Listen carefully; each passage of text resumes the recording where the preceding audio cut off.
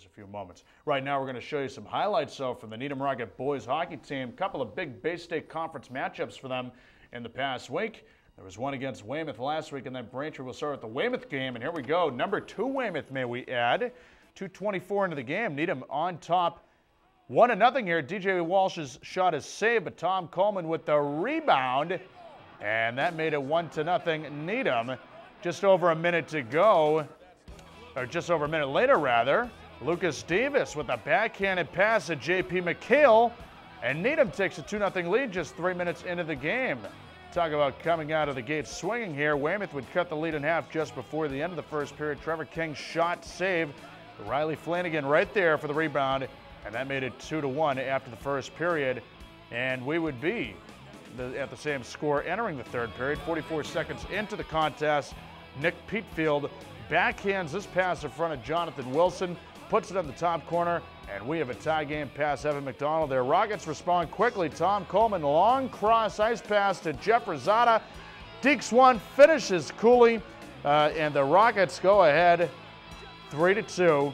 Evan McDonald had a huge night in net. Final moment of the game here.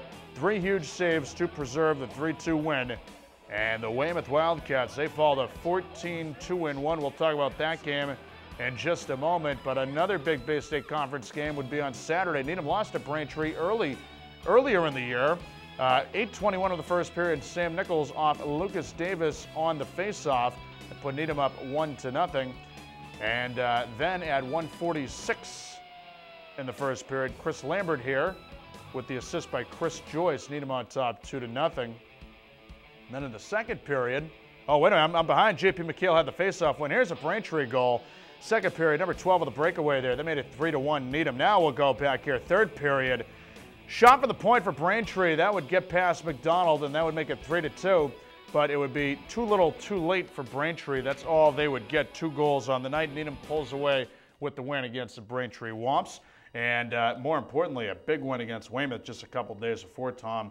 Question is right now, with a 10-win and 5-loss, 4-tie record for Needham, do they have a chance to get into the Super 8, or is that out of the equation for 2011? I'm not sure. I'm not sure, Mike. The thing is, they go up to that Springfield tournament. They play Malden Catholic, who's #1 in the state, and Springfield Cathedral in that tournament. So that's a huge thing for them to even have a chance at the Super 8. They have to win that tournament.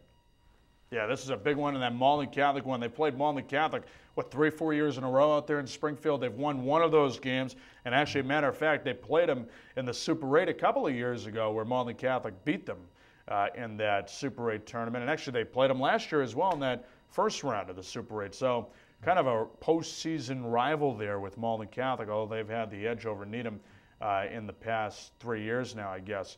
So it's going to be interesting. They're going to find out we'll find out who is going to the Super 8 next weekend. And even if Needham does not get to the Super 8, Tom, I think they're still in pretty good shape in that Division I tournament. They are. They're a good team. Yeah. They just got to learn how to put teams away. As you saw in the Braintree-Weymouth game, they jump out on Weymouth 2-0. Yeah. They let Weymouth back into the game 2-2.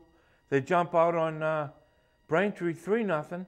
And they hold on by the skin of their teeth again to win 3-2. Yeah. They got to start having that killer instinct. Yeah. That when you get up on a team, just put them away. Yeah. Keep going and put them away. Absolutely, yeah. Well, as you say a lot, 2-0 lead is the hardest one to hold in hockey, right? Yeah. It's one of the hardest ones, but we'll see what happens. They have that Springfield tournament coming up featuring Malden Catholic, Needham, Springfield Cathedral, and who's the other team in there? Help me out. I'm not sure, Mike. I've been trying to think of that. Yeah, I can't remember it either. Well, whatever, though. It's all for standings in the end, I guess. We'll find out there. Also want to mention we have a little graphic to show you here with the Needham wrestling team. They had quite a tournament this past weekend at the Division II Individual Metro Sectional at Natick High.